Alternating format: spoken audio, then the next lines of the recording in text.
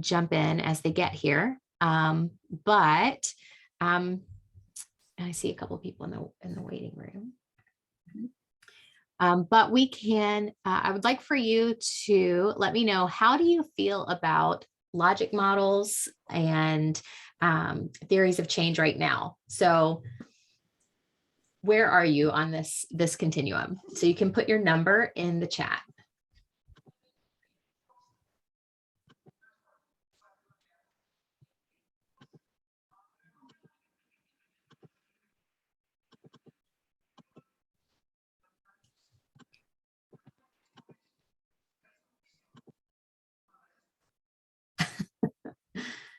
I thought of you, Dr. Cowell, when I selected number 1. Thank you. Yeah. 2 or 7. That's okay, Deidre. Daniel Tiger tells us that we can feel 2 ways.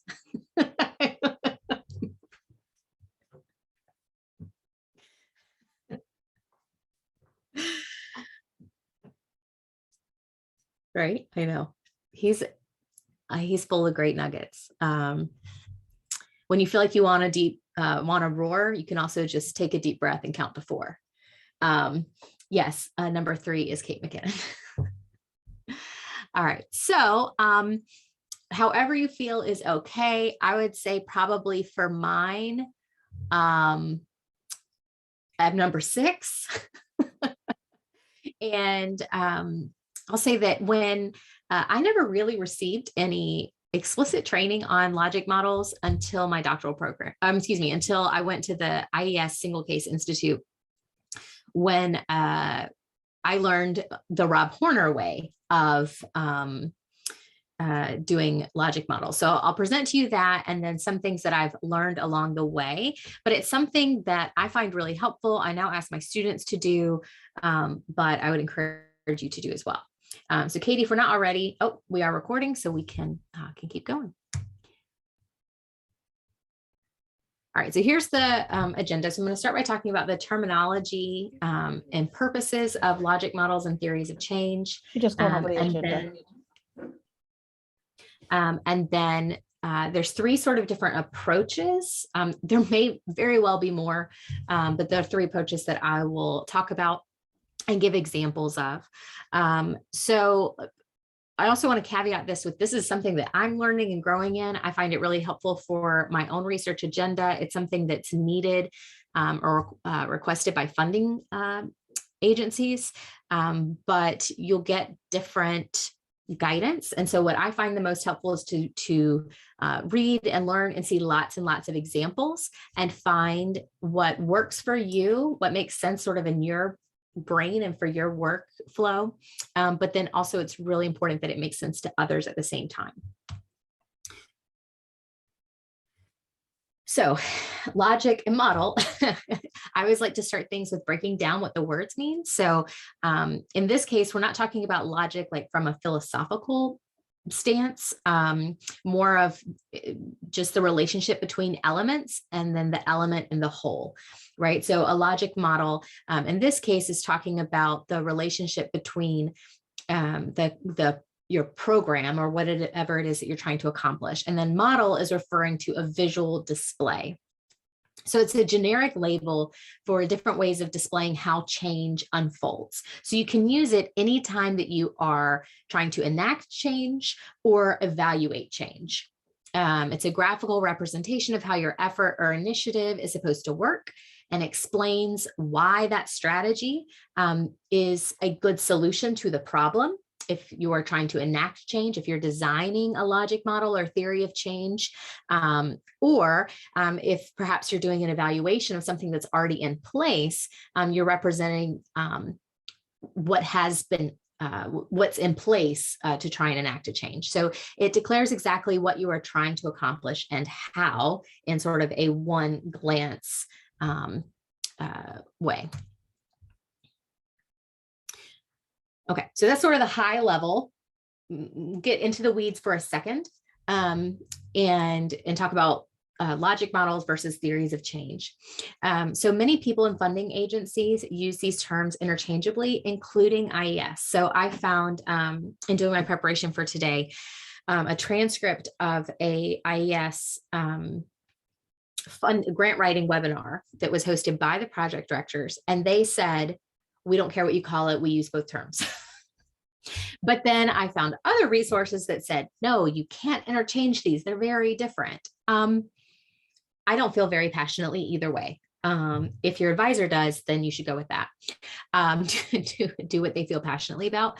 But the distinctions that I have seen is that a logic model describes the sequence of what intervention outcomes are there, and it's process oriented, it's descriptive. So it's the what is going to happen, and then a theory of change is the what and the why. So it's more in depth. It needs to have the explicit assumption about causal mechanisms of the intervention components. So why they're expected to work. It's explanatory. So it's not just describing what it was or what happened or what you propose to do, but also why you're proposing to do these things, why you're proposing that they are going to result in the change that you are after. I'll use these terms interchangeably. Okay, so here we get into the purpose. So two basic purposes that you could use for logic models, one being program evaluation. So you could use it to define a program and its expected outcomes. So by program, I could mean the doctoral programs, doctoral training programs that you are all involved in. There is a logic model or theory of change for each one of you. For each of those. Some of them are very similar because we collaborated on them. I probably actually all of them are very similar. There also are, as I'll show examples of as we go throughout, logic models and theories of change for research practice partnerships. We can design them if we're going to evaluate community programs. Like I've worked with Erica and Deidre and Dr. Harden to evaluate the ACE Summer Transition Institute.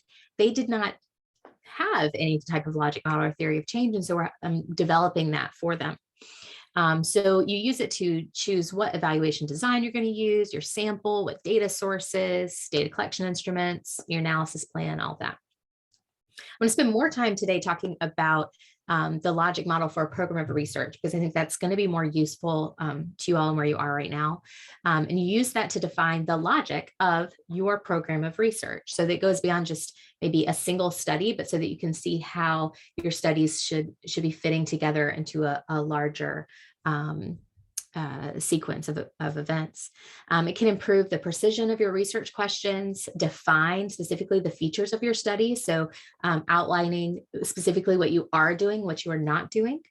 I'll give examples of how it can then guide the measurement and any adaptations that you may need to be doing.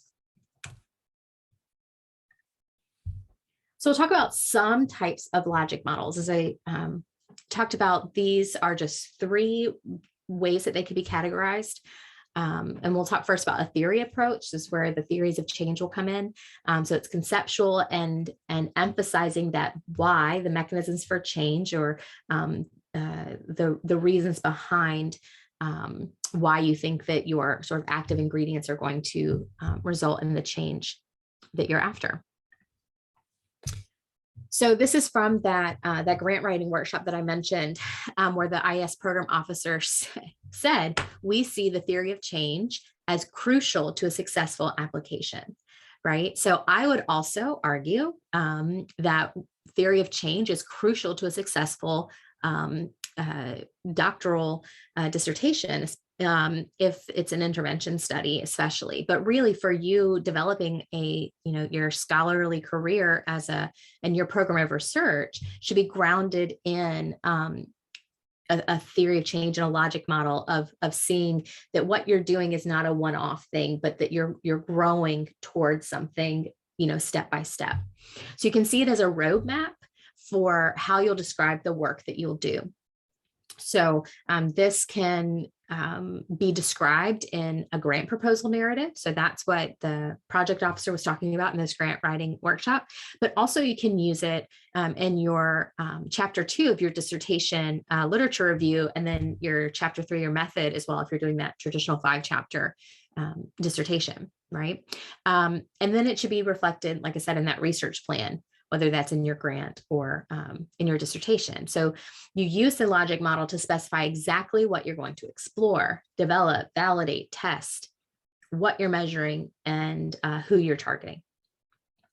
It's likely going to evolve based on your findings. So I'm going to share some faculty have very generously shared with me examples of their theories of change and logic models. And I'll share with you mine from one grant. And when I had to go dig and find it, and it's what I sort of dreamed up in, oh gosh, when did I write that? Summer of 2018.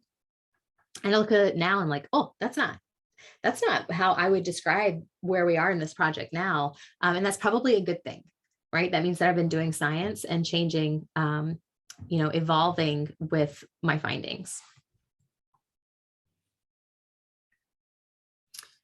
So I'm going to talk first about the Rob Horner way to do this. So that's the first time that I got any type of explicit training in designing logic models, is the term that he uses, but theory of change would probably be the most precise terminology. Even though in my doctoral program, we had to have logic models for our dissertations.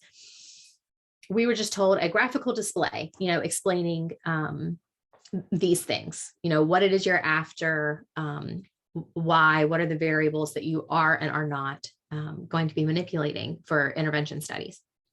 Looking back now, I'm not even going to share that. It was terrible. But I was already starting to think about it. And what, we're trying to do through these intellectual community meetings is to sort of give you all the training that we wish we had, and so the logic model needs to start with the dependent variable. Okay. The dependent variable, the outcome, the socially valid outcome should be what drives what you're doing. I think he said, what is that socially significant change that you're seeking or that you are evaluating? Don't start with the independent variable of like, oh, here's what I'm evaluating, but what am I hoping to achieve, right? So not saying like I'm studying self-management, but rather I'm studying the, literacy outcomes of young children. Okay. Then one of the things that the logic model can do is say, if this is our outcome that we're seeking, what does the literature say are the malleable outcomes that can impact this, or malleable factors that impact this outcome? Okay, so what do we know? What are those variables that impact literacy? Or if we're going to get more specific, like acquisition of phonics skills or something. Okay, so we can identify what are those variables, either based on theory or based on research.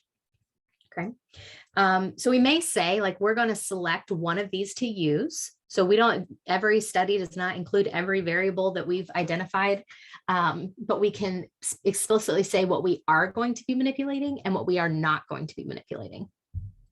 So what's going to be held constant and what's going to be changed.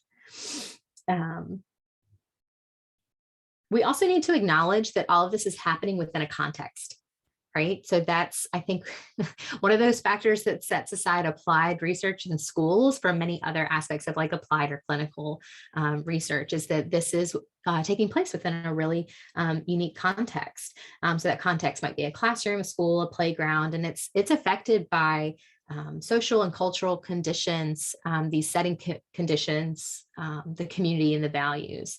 So the logic model places all of that in one place where we can see it all together. And I'll walk you through many examples of this. But some benefits of it is that it promotes this development of a program of research, right? So Rob Horner says, if you operate conceptually, you'll have clarity. If you operate with ambiguity, you go into the land of fuzziness. right? We don't want to be in the land of fuzziness. We want to be in the land of clarity, right? And so we want to think conceptually of why we're doing what we're doing, and how does that all link together.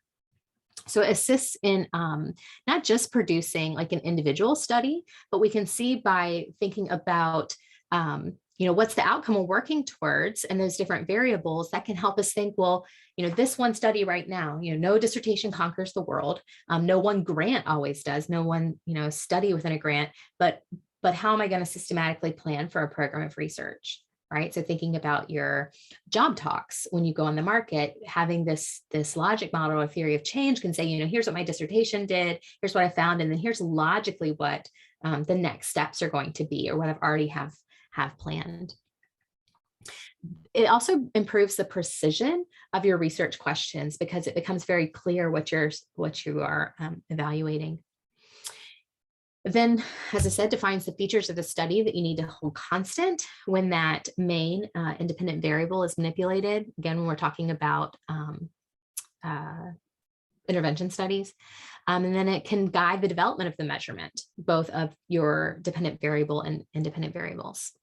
And then it provides the foundation for adaptations to the study if the expected results do not materialize, as they do not always, or they do not maybe for all participants.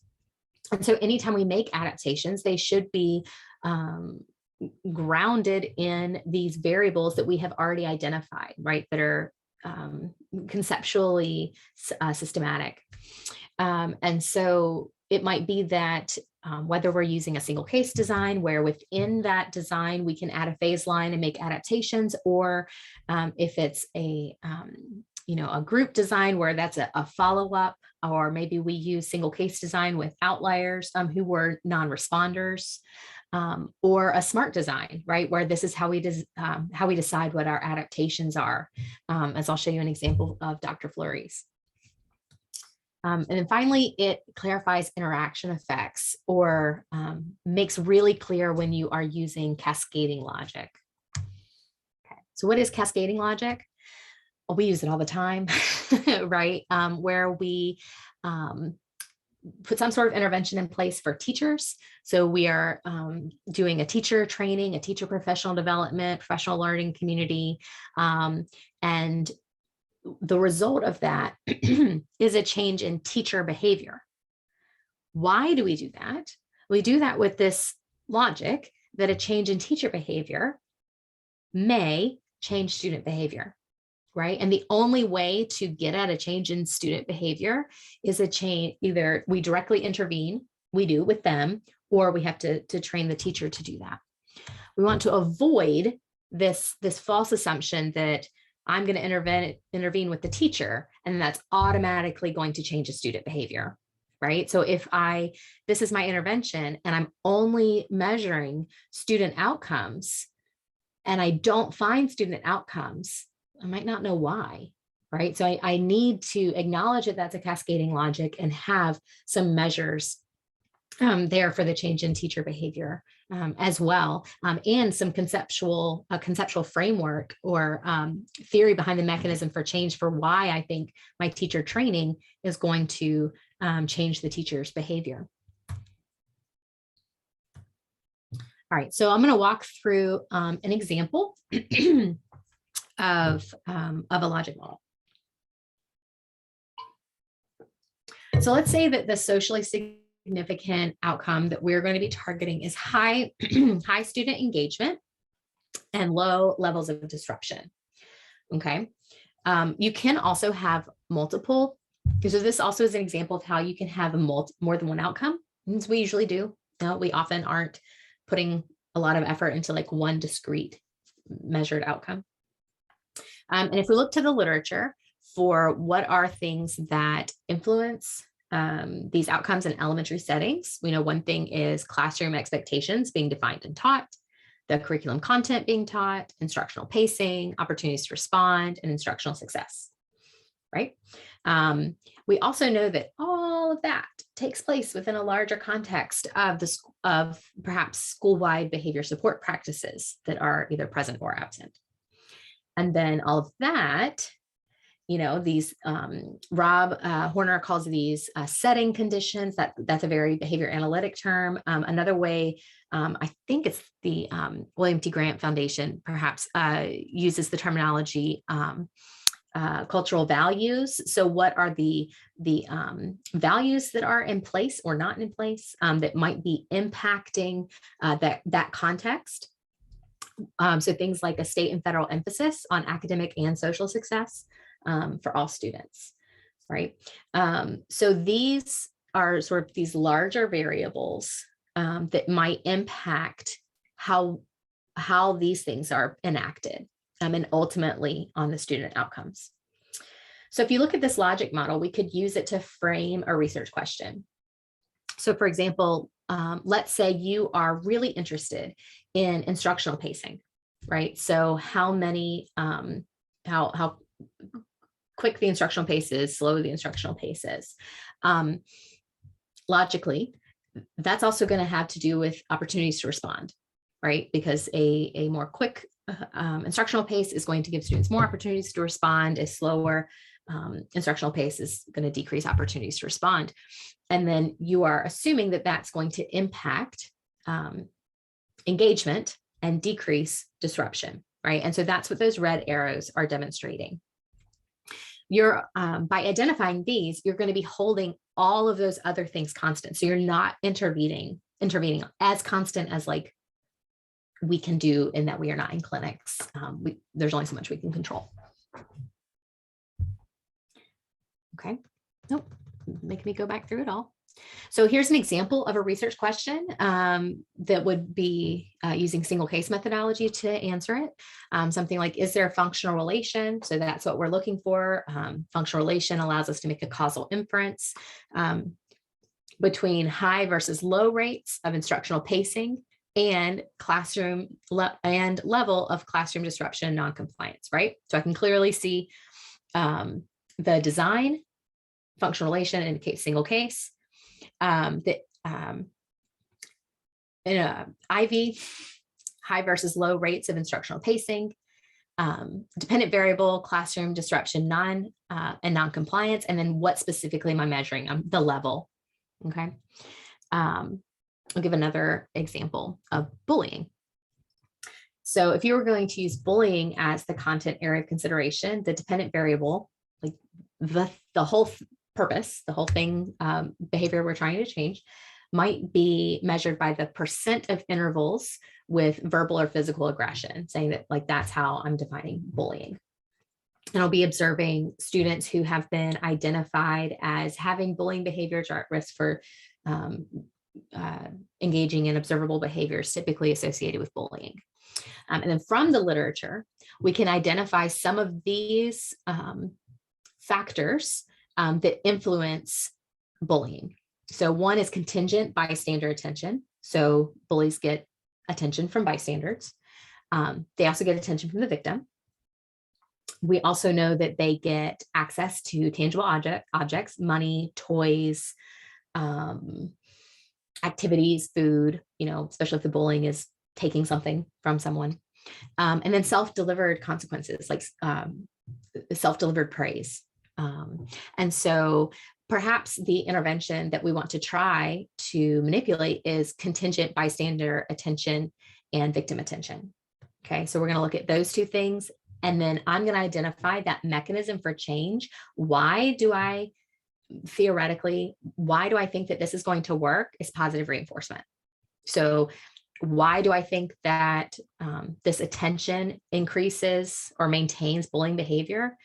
They're reinforced. So the intervention would be to try and remove that attention by, training peers and not giving attention to the bully. Again, all of this might be taking place within the school context, and each school varies in what their school-wide behavioral expectations are, and then what might be influencing the bullying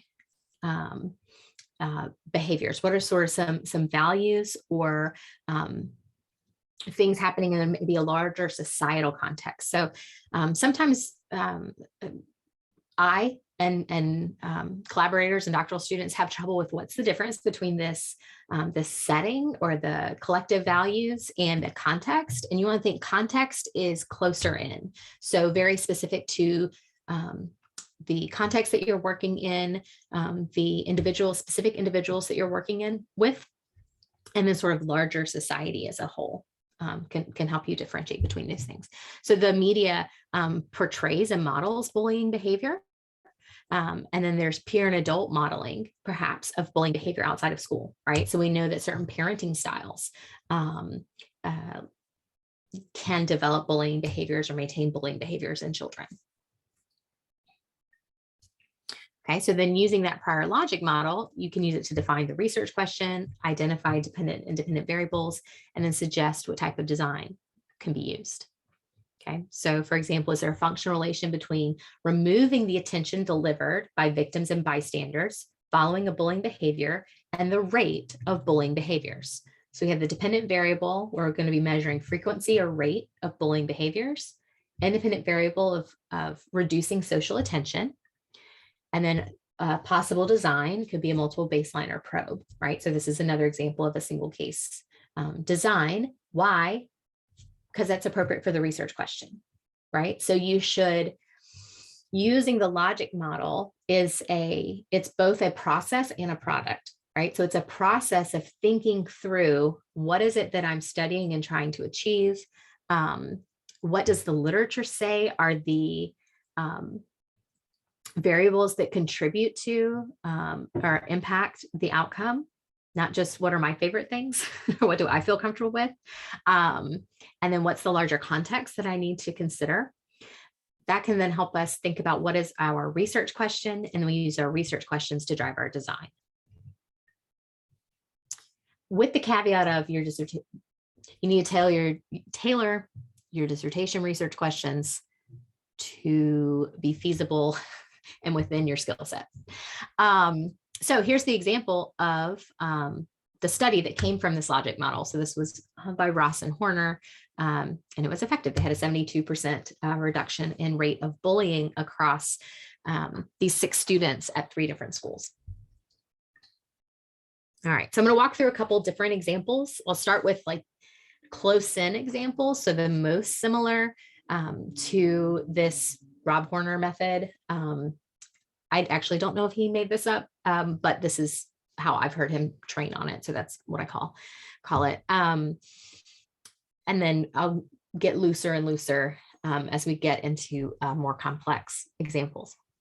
So Corey Peltier shared this with me as an example that he had developed. So the outcome that he was interested in was inter-rater agreement in single case, in analysis of single case graphs, as far as was there a functional relation or not, to reduce type 1 and type 2 errors. So in this case, we're not really intervening on like kids and children. It's us as researchers having agreement in when we analyze single case graphs,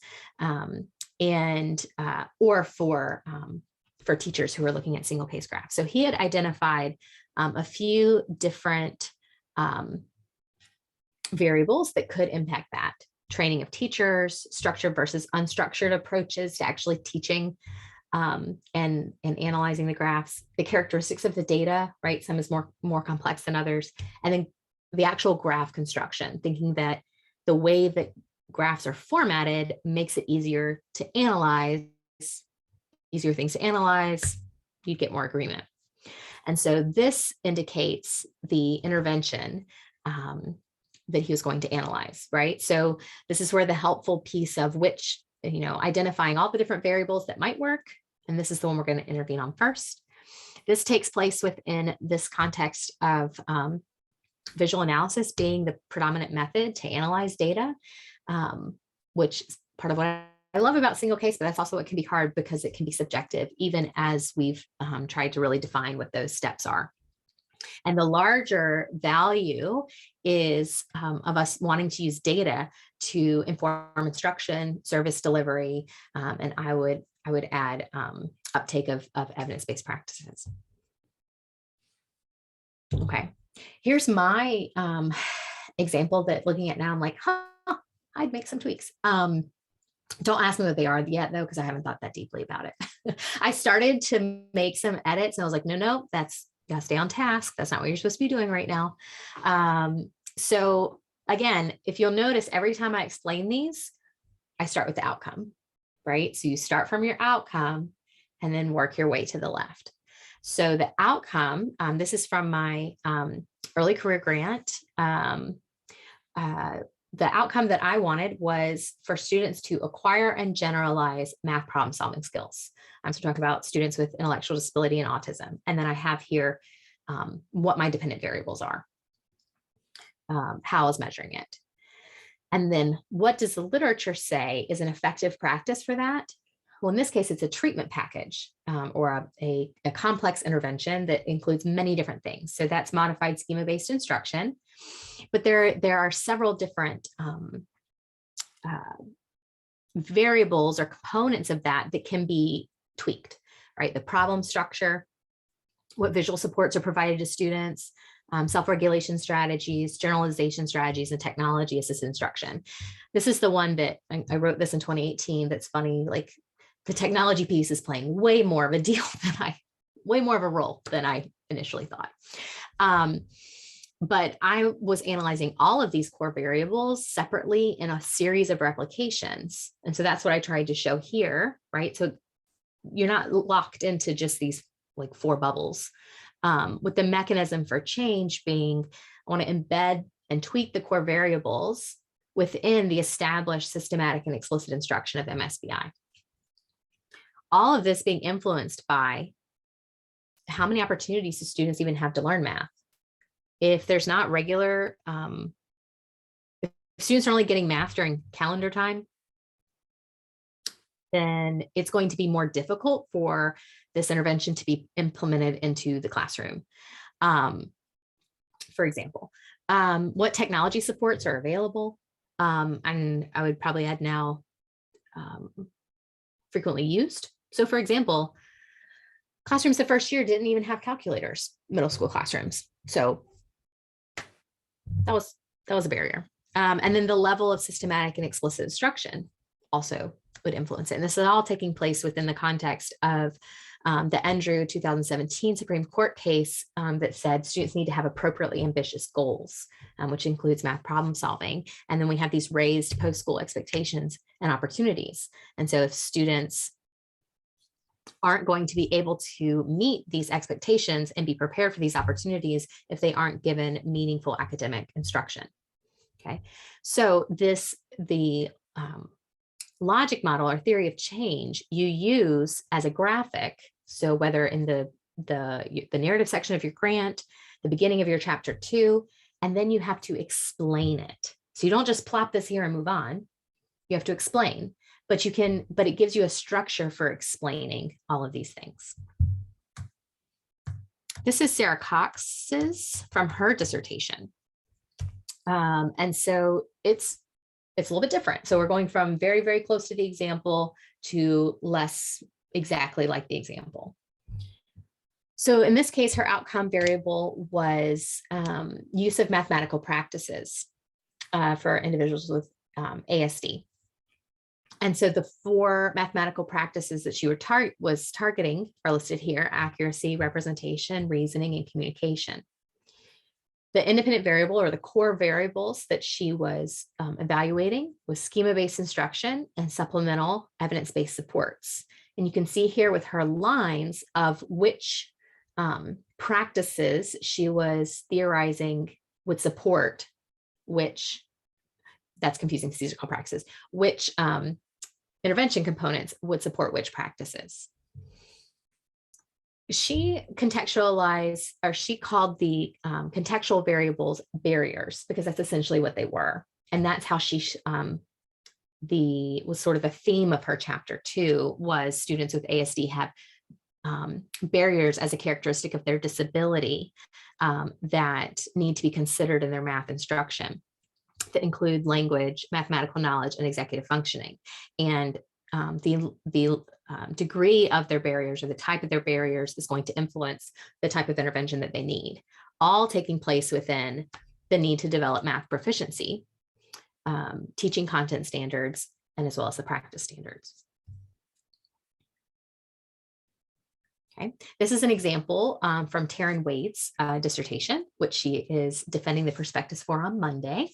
So she is targeting math-related expressive language. I promise I'll have some non-math, some reading examples in a minute. It's just most of the people I work with, this is what we do. And so the two outcomes that she's targeting are shape attributes and for students with preschool students with or at risk for language impairments to know shape attributes and then to provide contextualized and decontextualized examples of shapes. The core variables that she's identified from the literature are shared reading and enrichment activities. Shared reading is a broad umbrella category of interventions. And so she has identified specifically that includes storybooks featuring shapes, embedded instruction on attributes and examples, and dialogic reading strategies.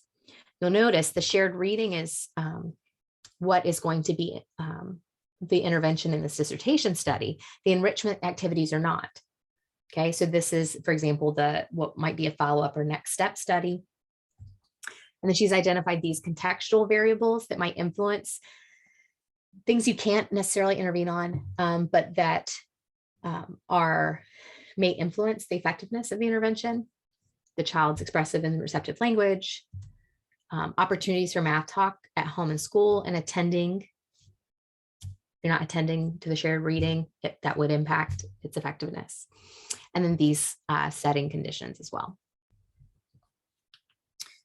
This is an example of a logic model with cascading logic, right? So we're intervening on the teachers with the hope that it has improved student outcomes.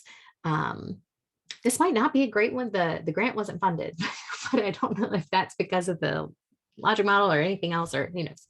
I want to share these because if we only waited to share things that were published or things that were funded, that pool is much more shallow. And I think we need to normalize rejection. So the student outcomes that we were aiming for were improved math skills, but the key to that happening was teacher improved use of evidence-based practices to teach math. With the knowledge of evidence-based practices are effective for, we already know, those are effective for improving math skills, but then also increasing the teacher's self-efficacy for teaching math. And we were hoping to achieve those outcomes through this research practice partnership. And then here were these core, what that would look like, what those activities were within the research practice partnership. Variables that might impact whether or not that partnership worked or was effective were if teachers had the opportunities to teach math, if they didn't make time for the math instruction, they could, this could be really effective in increasing their self-efficacy, but not their use. What the decision-making culture was in their school, as well as their level of content and pedagogical knowledge. Within the values of us having high expectations and believing in the power of research practice partnerships. All right, we got to a reading one. This is from Julie Thompson at Texas A&M that she shared with me, where she was targeting language and reading skills of young children with autism. And so these were her dependent variables. The socially significant outcomes were language skills and emergent literacy. And then she's identified these alterable variables, so the things that you could control. And again, used arrows to try to indicate which ones were affecting what. And this is another example of how I feel like developing a logic model is both a product and a process, because it's not, you don't just do it once and it's done. It's having to decide, what are those and what do I call them? Because sometimes you have like these constructs in your head, but being forced to write them down and draw an arrow is much more complex than writing something down and drawing an arrow. Same thing with identifying, the direction of them. What are those contextual variables and setting conditions that might impact the outcome that you're looking for? Now here's a very different presentation that's starting to get into another model. And this is where the student outcomes that are being addressed are vocabulary. This is looking at preschool ELL vocabulary instruction. And so you can see here the distal measures. So we're distinguishing distal measures or far out from the intervention from the proximal outcomes and how they're going to be measured. The independent variable of vocabulary instruction, you can see what activities are going to happen there. And then there's teacher professional development. So this is an example of cascading logic, just like this one, but it's just presented differently. And they are identifying that they are going to measure the teacher outcomes as well as the distal student outcomes. Okay, so it's still identifying or acknowledging that, it's just put into a different format. So when you use these words, you'll see in most logic models and theories of change, you'll see inputs, outputs, and outcomes. So I'd say that this is going to be a more common format than what I just presented. So you'll more often see this format where inputs are talking about what you're investing, outputs are categorized as your activities and the participants, so what you're doing, who you're reaching, and then your outcomes, which don't have to be necessarily broken apart into short, medium, and long term. I don't personally find this model as helpful for people for doctoral students, especially if you're doing intervention research. I think that the other model is more helpful for thinking about designing interventions, but also showing lots and lots of examples can help you start to think about the logic. Because I don't think there are many right ways. I don't like to say there's no right and wrong, because there are wrong, but there are many right ways to do this. So here's an example from Dr. Fleury's IES grant, Project START, that has this closer to a more traditional model. So she has her purpose at the top of preparing children with autism to succeed in this literate world, her resources. So what are the inputs, right? The activities. So you can also see this is a SMART design. And so that's when you start where you adapt the intervention based on whether students are responding or not, would be like probably the most succinct explanation. And so you can see here that everyone starts with group dialogic reading, and then there's some modifications. What the proximal outcomes are, hopefully improved early literacy, distal outcomes, and then it all wraps back around to the purpose. I think this is beautiful. Here is Dr. P.T.'s beautiful RPP theory of change for Atlanta 323, which you guys may have seen before, but might be looking at with a different lens now, now that you're looking at it from the lens of a theory of change, right? So it similarly has the purpose at the top. And then we think about that, what is the theory or the logic behind why something works? Here it is in the external factors and assumptions listed. And then they have the inputs, so what's being invested, also known as the resources, what are they doing to operate it, the activities, and then the outcomes broken down by short-term, intermediate, and long-term. Similarly, here's the read up theory of change that's broken down into those same categories. And the PowerPoint is going to be posted on the Canvas site, so you'll have access to all of these. And I've also got in the final slide a lot of resources that I found along the way for you to identify. So we talk about the theory approach. I'm going to more quickly just show you some examples of the activities and outcomes approach. So here's an example of the activities approach. It is, so the Here's another example, excuse me, from Julie Thompson at Texas A&M. So this is the theory of change for their doctoral grant, Recruit, Prepare, Retain, RPR. I don't think I'll be able to say anything that's R without just saying R2D2, or it, I don't know, it's hard to have anything else. But you can see here how they've put similar things. And then an outcomes approach is talking about if then, right? So how's the activity going to lead to the mind manipulation? So how the activities lead to the desired outcome. So it's a series of these if then. So if we invest the time and money, we can provide the tutoring. If the students are struggling academically, then they'll learn their skills. And if they learn the skills, they'll get better grades. If they learn better grades, they'll move on to the next level, right? So it's a nice way to very explicitly lay out your logic.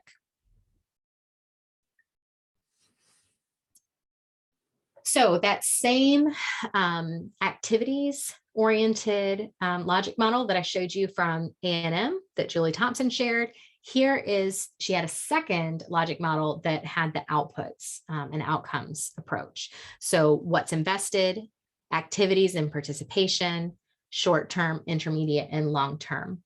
This is used for like evaluation. How am I going to measure whether I've accomplished what I set out to accomplish in the doctoral training? And this is very similar to the what we have for RAISE and R2D2 and all the others. All right, and then I want to show you the Project Impact logic model. So Project Impact is a model demonstration grant from OSEP. They are conducting research within schools and classrooms in a few states in order to increase inclusion of students with significant cognitive disabilities. And so you can see here that they have what their goals are, their activities and outputs, their outcomes, short-term and long-term. And I like the color coding here as well. But all of this is then explained in the grant narrative. So I'm going to leave about 10 minutes for questions, but I have these are a few places where I learned some more. And I'm going to stop sharing my screen so that I can see all of you.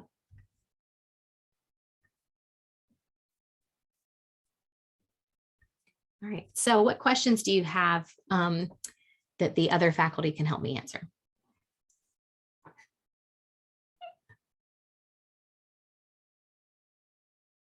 Or other faculty, do you have anything to add or words of wisdom? I have a question comparing some of the examples that you provided. So like the very last example, the first column was goals. And then several of the examples from Dr. Patentieri's work, the like resources and resources, I guess, are the first thing. Is there what do you think, like professionally, do the goals go at the end or the beginning, or does it change based on the type of project? Or yeah, I think it changes based on the type, because the read up and that had the purpose at the top, right, which would be like similar to the goals. So versus the Project Impact was a grant application. So also you have to think about what the purpose is. So read up was not a grant application. I'll let Dr. PT talk about the development of that, but the Project Impact was a grant application. So the goals are then going to be really explicitly talked about in your narrative as far as, and those are likely aligned to whatever the RFA asked for. And so this is talking about how you're going to achieve those set goals that are going to drive all of the activities in the grant. I would agree. I'm just nodding my head. The read up and the Atlanta 323 logic models were not in response to a grant. They were in response to partners that we were working with. And so those are very public facing documents for practitioners, policymakers, people like that. I can use it in a grant application now, but it would not have looked like that if I was applying for a grant. So I think for most of you, yours will look much more like the ones that Dr. Root presented earlier on at that stage.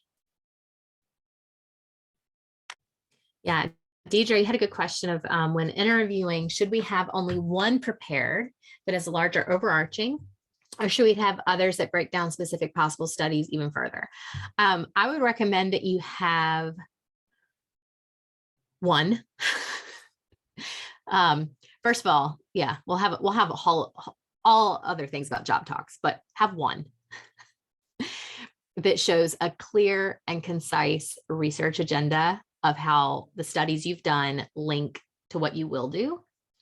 So yeah, one.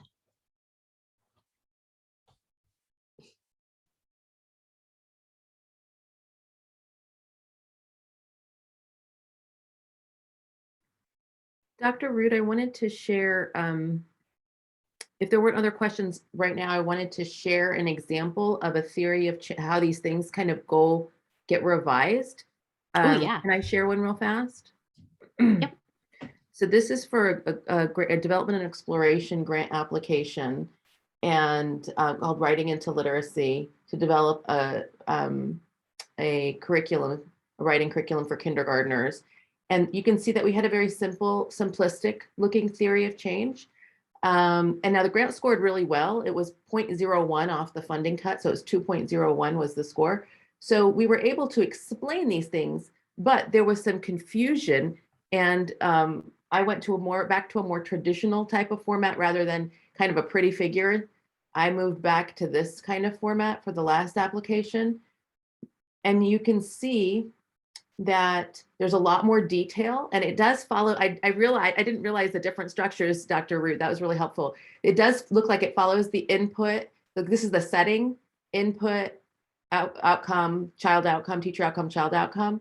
So setting and cascade. But here also embedded in these we list out what are confirmatory outcomes and what are exploratory outcomes. We also have the mediation represented, so a mediation model. In addition to main effects, we have mediation, so it goes through teacher. And then we also have moderation effect depicted here. So we tried to put in all of those pieces because those were some of the pieces that reviewers came asking for, and we just wanted it to be clear in the visual model. And I think those moderation effects are really similar to the contextual variables. Not always, but in this case. So if you were going to put this in like a Rob Horner model, we would just call those contextual variables or moderator, right? So I don't think there's one right way, because I really like this as well. I just wanted to share that as well as a different example.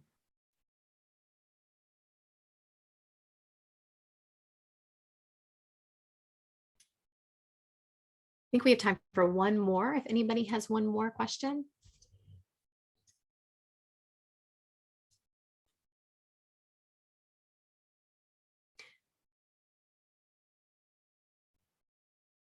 Right. So I would encourage you to develop one, even if you're not doing an intervention right now, or you're not doing this right now, think about it. Make like a working either drawing, or I prefer PowerPoint to make these the easiest for me, the easiest way to make figures. So do this and like talk it through with somebody, see if it makes sense, make this an ongoing thing. Because I think it's helpful, and especially as you go into thinking about your dissertation and future research, and then ask for feedback, see what makes sense, keep track of these things as you're reading the literature and thinking like, oh, okay, this seems to be a common thing. Maybe this is a core variable that might influence this outcome that I'm looking for. And then maybe if you're not doing, maybe you're not at an intervention yet. Maybe that's premature. Maybe I know this is an outcome that I really want to work towards, but I don't even know what those variables are that might influence it. Or there may be some really significant contextual things that I need to consider. And so that can be justification for things like a survey or a systematic review, right? So maybe your prelim or your dissertation study is a meta to try to identify what those things are, right? So that logic model can still be used to drive your program of research, even if you aren't at the point of doing an intervention or experimental study. Yeah, I would say, if I could add, I did that. So I wasn't really at intervention yet, but I had like a logic model for my research agenda that represented exactly what you're talking about. And it can totally be helpful to get your idea, your trajectory down on a single page is a very helpful skill. Yeah. So if you want any feedback, I'll volunteer all of us. And it's helpful to hear from other members of your community. So yeah, please reach out. All right. Thanks everybody for spending an hour of your Friday with us.